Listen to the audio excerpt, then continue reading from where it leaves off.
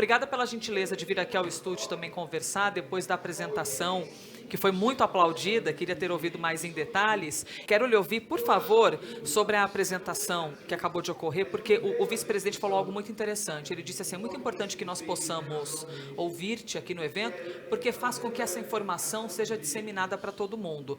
Qual que é o centro daquilo que o senhor trouxe aqui para o evento? Focado em quais detalhes quando a gente fala sobre descarbonização e todo o nosso assunto daqui, Luciano?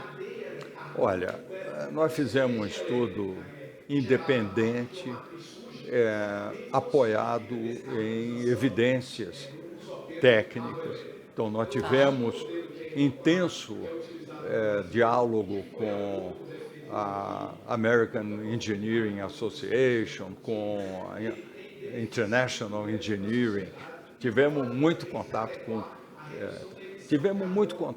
com grupos de pesquisa na USP, na Unicamp e em outras universidades. Nós olhamos muita bibliografia, está toda citada no relatório. Tá. Então, o objetivo do relatório era comparar diferentes rotas tecnológicas de dois ângulos. Do ângulo das emissões de gases de efeito estufa, de um lado, e, de outro lado, seus impactos econômicos e sociais. Olhar as duas coisas. E nós construímos, então, sabendo que a eletrificação veicular é uma tendência global. Sim. E essa tendência, para retratá-la e poder comparar, nós fizemos dois cenários. Um cenário onde a rota de híbridos se torna mais relevante, sem excluir os elétricos à bateria, e um outro cenário em que os elétricos à bateria prevalecem. Essa rota dos elétricos à bateria prevalecendo não está ao alcance de várias economias desenvolvidas, porque não tem uma base de biocombustíveis, etc. Diferentemente, o Brasil tem essa possibilidade de poder comparar. Então, essa comparação indicou o seguinte: se eu olhar estritamente o uso do veículo, o elétrico emite menos. Se eu olhar a cadeia de valor toda, incluindo o uso do veículo, como a bateria, a fabricação da bateria tem uma pegada de carbono muito alta, porque as baterias são fabricadas em países que têm matriz elétrica muito dependente do carvão, etc. Então, e ela tem uma mineração, etc., também intensiva em emissões.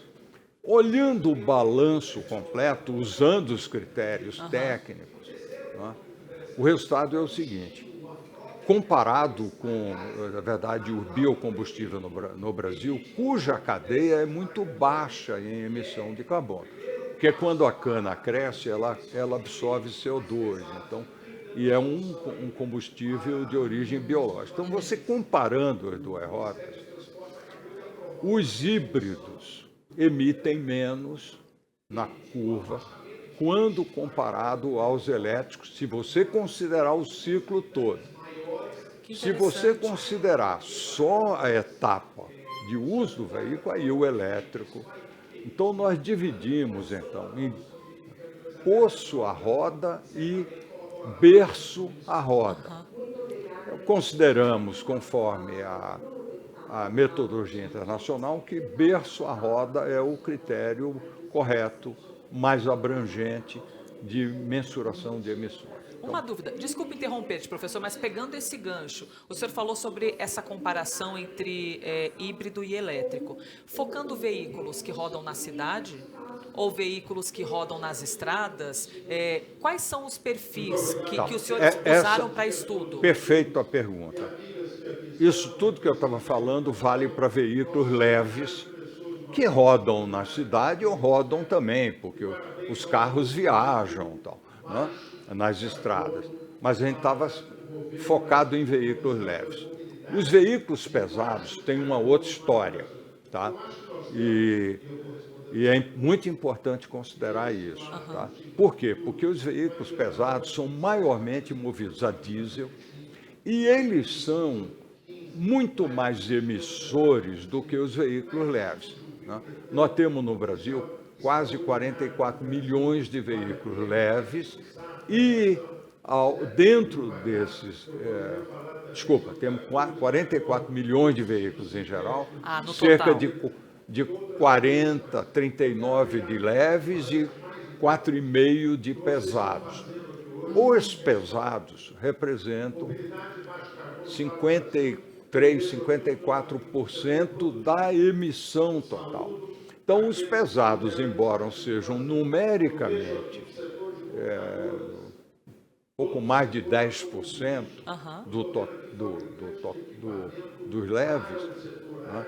Eles emitem mais que os leves. Então, a atenção da política daqui para frente deveria cuidar das emissões dos veículos pesados. Por quê? Porque eu creio que as decisões recentes das montadoras no Brasil, né, foram anunciadas, e eu acho que há uma coincidência feliz aqui, porque as montadoras anunciaram cerca de 120 bilhões, um pouquinho menos, 120 bilhões em investimentos nos próximos 4, 5 anos. Né? E prevaleceu nas montadoras uma escolha por um mix de eletrificação com híbridos e elétricos. Sendo que, se você olhar, o número de modelos híbridos é maior do que o número de modelos elétricos a bateria. Então, ou seja, a estratégia das montadoras no Brasil já aponta para um cenário onde os híbridos terão um papel predominante, relevante. Não é? Agora, para os veículos pesados, nós ainda estamos num momento muito incipiente. Não é? Primeiro, porque não existe nenhum padrão de emissão para os veículos pesados. Não existe metodologia. A União Europeia acabou de lançar uma metodologia chamada VECTO. Eu não pude falar nessa Porque sempre tempo tão reduzido, né, professor? Mas tudo que o senhor falou foi muito importante. Perdão? Porque o tempo é sempre tão reduzido, o tempo... mas tudo que o senhor falou foi ótimo lá. Mas então, os veículos pesados nós precisamos desenvolver uma metodologia junto com o sistema internacional. O Brasil precisa ter liderança até no desenvolvimento, precisa investir em metodologia para medir corretamente as emissões. Porque, obviamente, um caminhão, por exemplo, sem carga, tem um desenvolvimento. Quando ele está com carga, se o terreno é montanhoso, ele emite mais, ou emite menos. Então, existe aqui toda uma ponderação técnica a ser feita para poder medir corretamente as emissões dos veículos pesados. Para poder, a partir disso, ter políticas.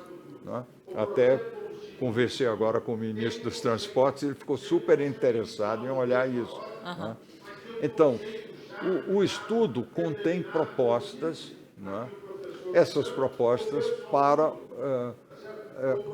criar uma política consistente de longo prazo para descarbonização da mobilidade leve e pesada. Perfeito. Professor, fantástico o que o senhor nos traz agora de informações, e isso é muito bom para a gente poder refletir todo esse cenário de descarbonização. Muito obrigada pela gentileza. O prazer foi meu.